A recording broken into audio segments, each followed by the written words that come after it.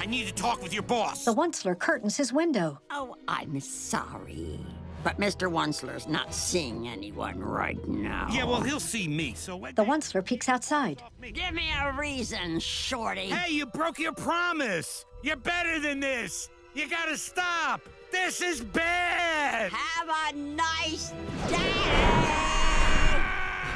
She flings him across the forest. Bad? I'm not bad. I'm the good guy here. He just doesn't get it.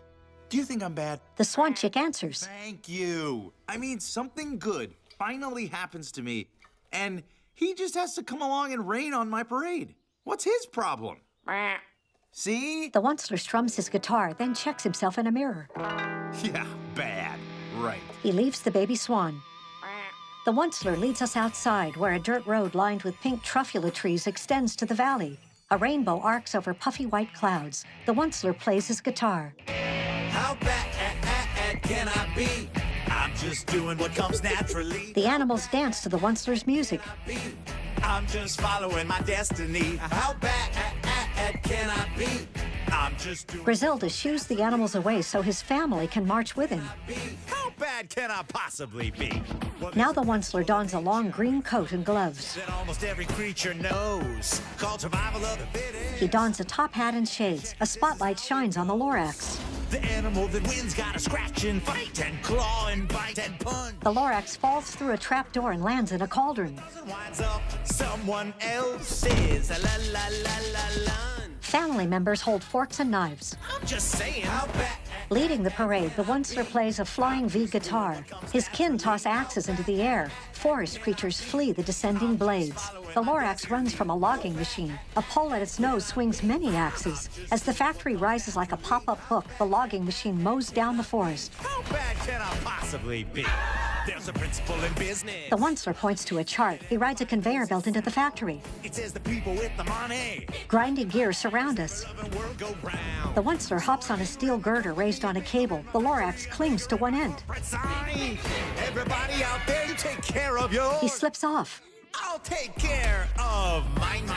He lands in the Onceler's arms. Take that bottom line. Let me hear you say, Swan, you little smoke. Smoke chokes the swans. Sloppity slop. Sludge covers the fish. Plain all you want, it's never, ever gonna stop. The Onceler steals the last truffula fruit from 3 barbaloots, surrounded by cash. He does a Chuck Berry-style one-legged hop down a staircase. With his gloved fingers, he makes Pipsqueak smile. Can I be? Just look at me petting this puppy. He gives a coin to his uncle, who's disguised as a hobo. Portion of proceeds goes to charity. A limo advertising the Thneed pulls up. How bad could I possibly be? He locks the Lorax in the trunk, and the limo drives off. All the customers are buying, People use Thneeds as scarves, hats, and umbrellas. and the money's multiplying. The Lorax tugs on the Onceler's coattails. And the PR people are lying. A Thneed billboard reads, Lorax approved. And the lawyers are denying. A giant Onceler strums his guitar hard. Who cares if a few trees are dying? Giant speakers topple truffula trees. This is awesome. Defying. 3 logging machines chase the Lorax and wildlife. Can this possibly be? The Onceler sneers. A swinging blade cuts to black. On a hilltop, the factory belches smoke over the land, which is now covered only with stumps. Carts on a truck haul truffula fluff to the factory. Nearby, a swan sits sadly with Pipsqueak, the chubby barbaloot, and 2 fish covered with gunk. Behind them, a logging machine hacks down trees. Indoors, the Onceler walks a fancy hallway. A Thneed sold sign counts well over 5 million. A portrait of the Onceler reads, "Too big to fail." The twins act as doormen for their boss, who enters his office, sits in his high-backed executive chair, and admires a model of Thneedville. Outside, the Lorax sits on a balcony railing. So how are things? What are you doing here? Happy yet? You feel that hole deep down inside you? Or do you still need more? Look, if you've got a problem with what I'm doing, why haven't you used your quote-unquote powers to stop me? I told you. That's not how it works. Right, I forgot. You're a fraud. I need you to get out, now. Why? Do I make you uncomfortable? Remind you of the promises you made? The man you used to be? You know what? You can just shut your mustache. My conscience is clear. The Onceler confronts the Lorax, backing him down a staircase. I intend to keep on biggering and turning more Trupulatries into Thneeds. The Lorax falls back. And nothing is going to stop me. They watch a logging machine approach one last truffula tree on a hill. The rig chops the tree down. Its wispy top crashes to the ground, kicking up gray dust. A bird's eye view shows the felled tree, its pink tuft a lone bright spot on the ash-gray land. Well, that's it. The very last one. That may stop you. The Onceler's jaw drops. He looks over the bleak, stump-ridden land, now shrouded in smog. Craggy, lifeless peaks fill the horizon. Our view whirls to the Onceler's wide-eyed expression. The image changes to his crazy, cartoony grin on a peeling billboard. Two workers ready a new sign to take the ad's place. Somebody sure made a bundle on that thing. I wonder what the next $1 million invention's gonna be. As the worker coughs, his fellow worker, a young O'Hare, beams in thick-rimmed glasses. Yeah. I wonder. He grins, his mouth full of braces. Back at the factory, the family's RV pulls up to the Onceler. His mother lowers her window. Son, you have let me down. Brett, you are now my favorite child.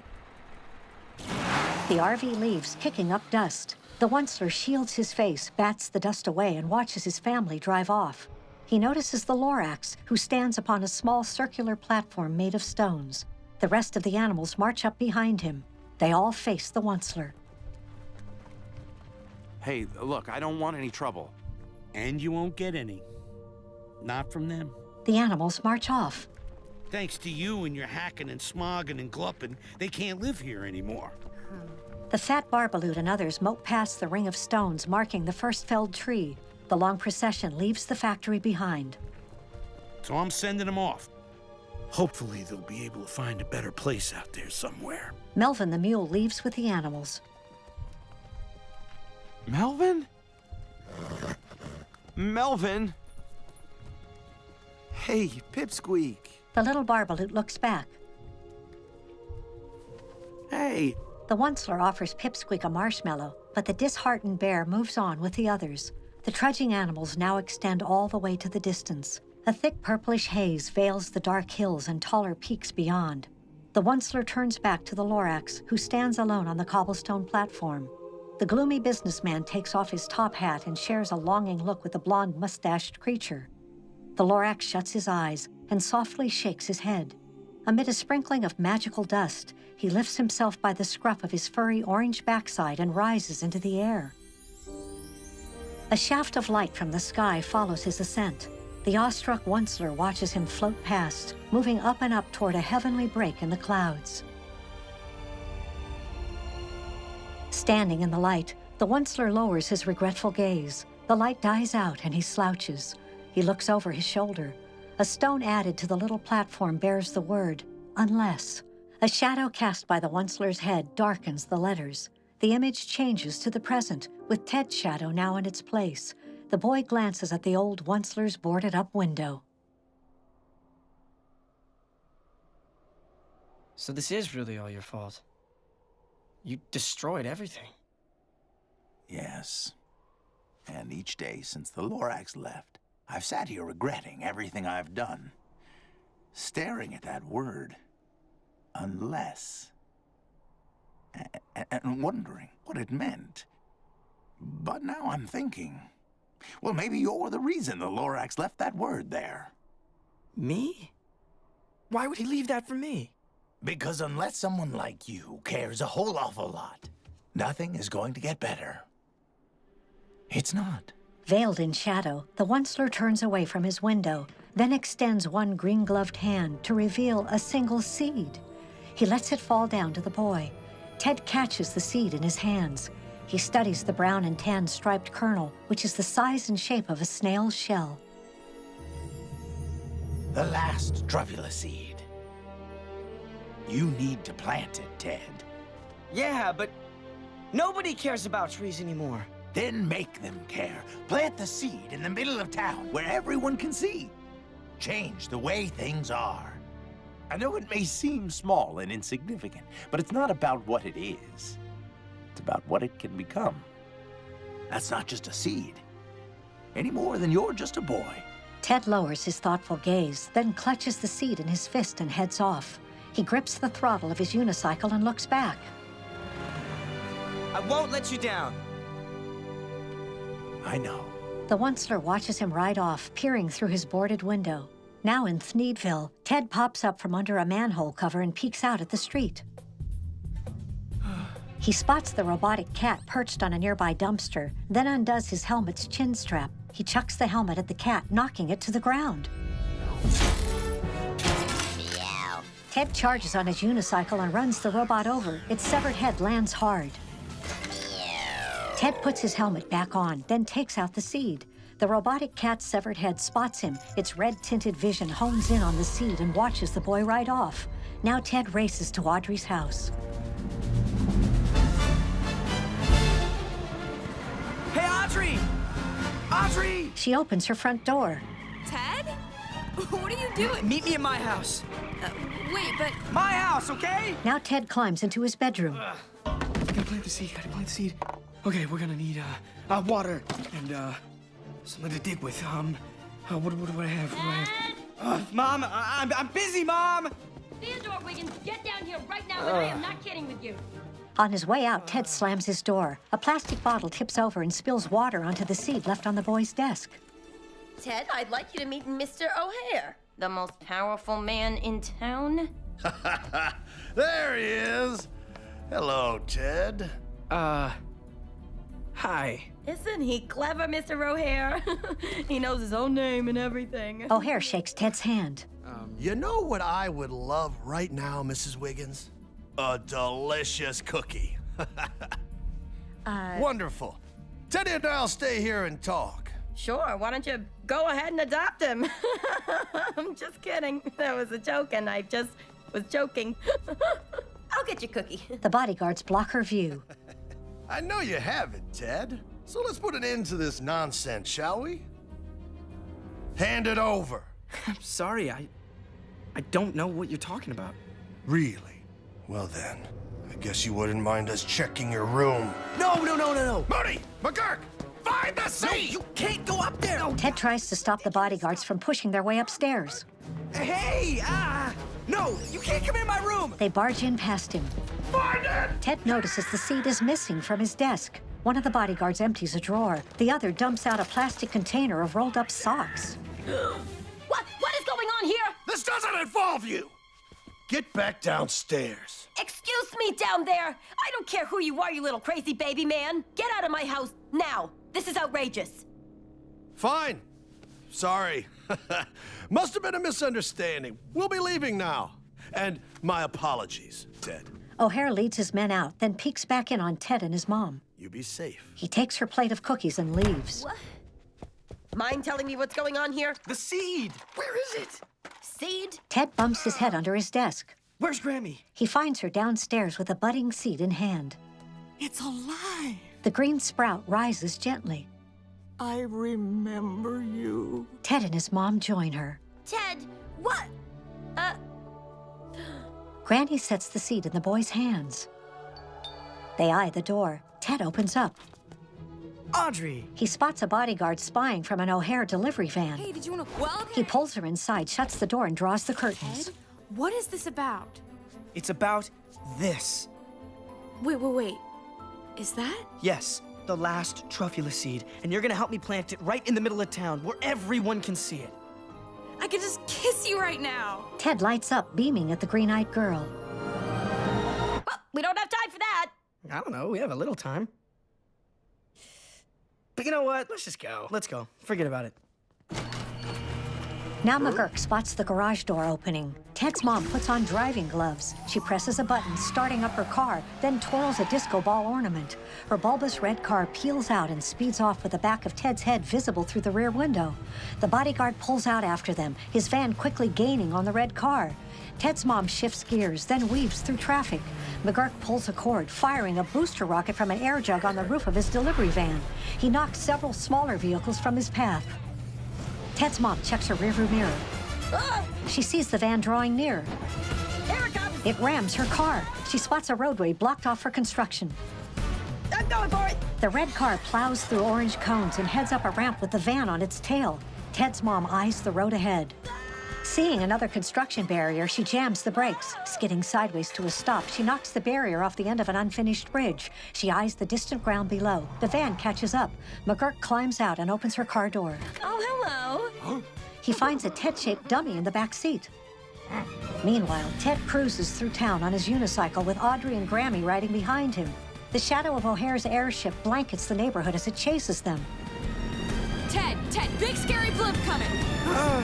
In the airship, O'Hare buckles himself to the front of Morty, who fastens a chin strap on a jet engine helmet. As a hatch opens, the bodyguard swan dives from the ship with his boss, who shouts into a megaphone. You won't get away with this, boy! Bang! Morty's helmet rockets them down to the streets. Weaving through traffic on an elevated roadway, they get stuck behind a guy wearing headphones on a 15-foot-tall unicycle scooter. Go faster, you idiot! Morty shoves him aside. Step on it, Ted! Driving head-on toward the delivery van, Ted loops his unicycle through a rounded tunnel. The van runs smack into O'Hare and Morty, then slides to a stop. Ooh. You're fired! Ted looks back. Oh, Ted, look out! They skid into a crowded elevator. Ted pushes a floor button as O'Hare runs over. Nobody beats delicious! The doors shut in his face and the elevator rises along the side of a building. Ted smiles at one of the cramped passengers. The elevator reaches a rooftop level, and Ted rides over to a ledge. Whoa! This is not good! How's it doing? Through binoculars, O'Hare spots Audrey checking on the seed. He takes a gun-shaped device and fires a cable. It just barely misses Ted. An alligator clip at its end latches onto the frame of a huge fan. Loser! Oh, really? He gives a yank, turning the fan. It blows from Audrey's hand and twirls high over the town. Get that seed! Morty drives up in a one-wheeled scooter, and O'Hare hops upside down into its sidecar. The delivery van follows them off. Hang on! Here we go! Ted's unicycle plummets onto an artificial ski slope. Grammy! His grandmother falls off, but quickly commandeers a snowboard and heads down after him. Overtaking Ted and Audrey, she hits a 360 off a jump. Seriously? How cool is your grandma? She rides up alongside a handsome young skier and blows him a kiss. He hits a fake tree. The twirling seed falls out of view. Reaching the bottom of the slope, Ted and Audrey meet up with Grammy. Come on! Through binoculars, O'Hare spots the tumbling seed. There it is! It twirls gently into an empty air jug left outside a front door. The delivery man comes to collect it. Driving the van, McGurk looks through binoculars. Hey, watch the road, you meathead! The delivery man bolts. As the van careens to a stop, empty jugs tumble from its back doors, intermingling with the one containing the seed. They bounce into O'Hare's face. Oh, come on! One knocks him senseless. Riding over, Ted bears down on his unicycle's handlebars. O'Hare manages to grab the jug with the seed. As he reaches inside, his hand gets stuck. What the? He reaches out to McGurk. Get it unstuck! Get it unstuck! He spots the oncoming unicycle. Bring it on, Teddy! You don't have the guts! Ted! He leans back hard. The action slows down drastically as the unicycle slides under the jug held between O'Hare and his bodyguard. She hooks the bottle with her cane, snatching it loose as they ride off. Yes! The bad guys speed toward an outdoor cafe with the name Crunch Bar. They crash into the marketing guys. Take that, shorty! Ted, Audrey, and Grammy arrive at the town center where a glorious golden statue of O'Hare stands in the circular park.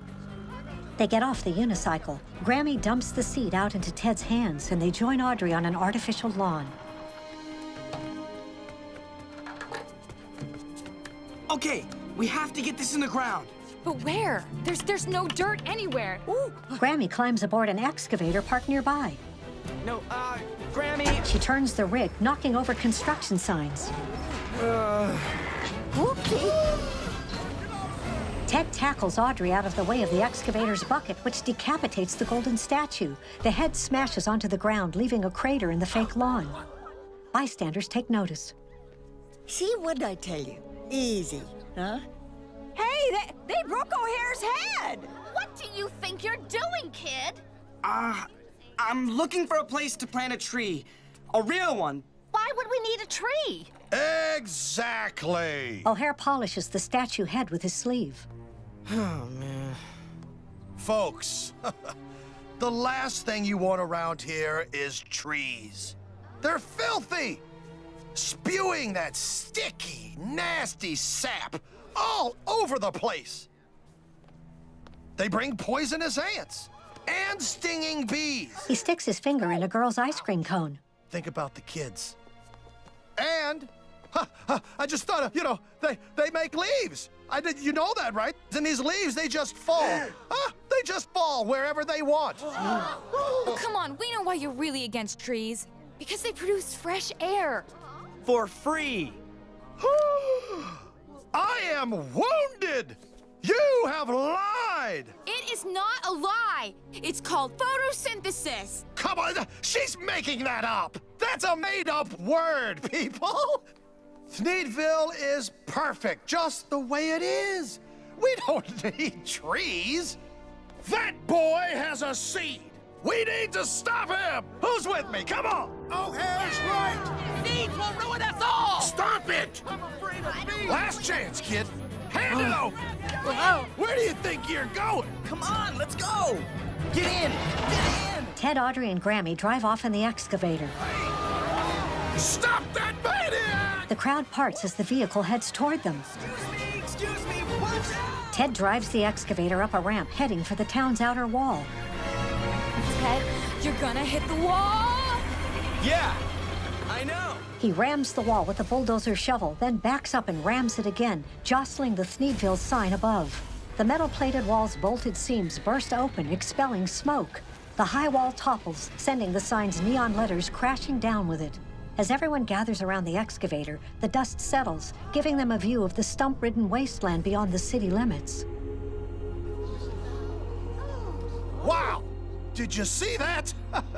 Who does this kid think he is, huh? Ted stands on top of the excavator. I am Ted Wiggins, and I speak for the trees. And the fact is, things aren't perfect here in Thneedville.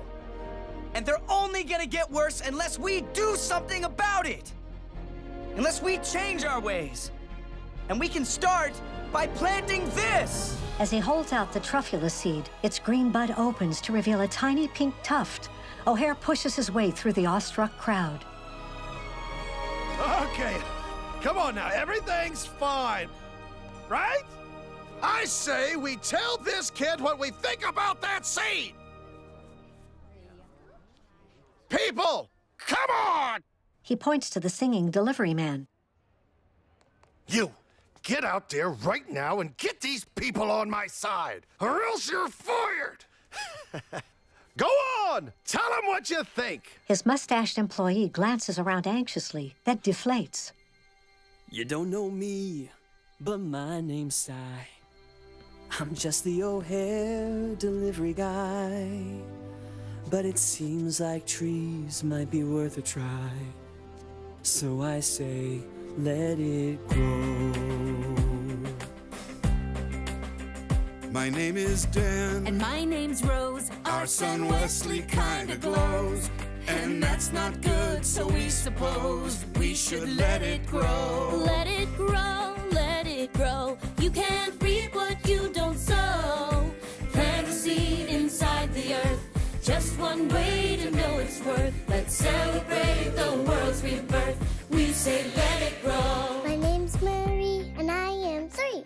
I would really like to see a tree. La la la la la la la lee. I say let it grow. I'm Grammy Norma, I'm old and I've got gray hair. But I remember when trees were everywhere and no one had to pay for air. So I say, let it grow. Ted leads the crowd back to the circular park. Like it did so long ago. It is just one tiny seed, but it's all we really need. It's time to change the life we lead. Time to let it grow. My name's O'Hare, I'm one of you. I live here in Thneedville, too. He taps the boy's nose. Things you say just might be true. It could be time to start anew and maybe change my point of view. Nah, I say let it die. Let it die, let it die. Let it shrivel up and come on, who's with me, huh? Nobody. You greedy dirtbag! Morty straps the jet engine helmet on his boss, then launches him away.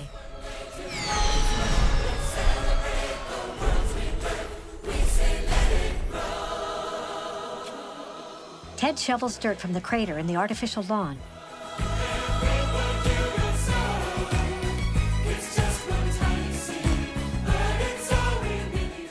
Meanwhile, the Onceler grabs an axe from his desk, then chops through the boards blocking his view of the land. He leans out his window, revealing his white mustached face for the first time.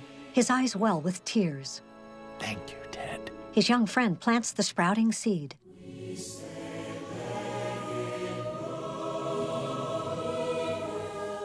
Audrey gives him a kiss on the cheek and his eyes bulge.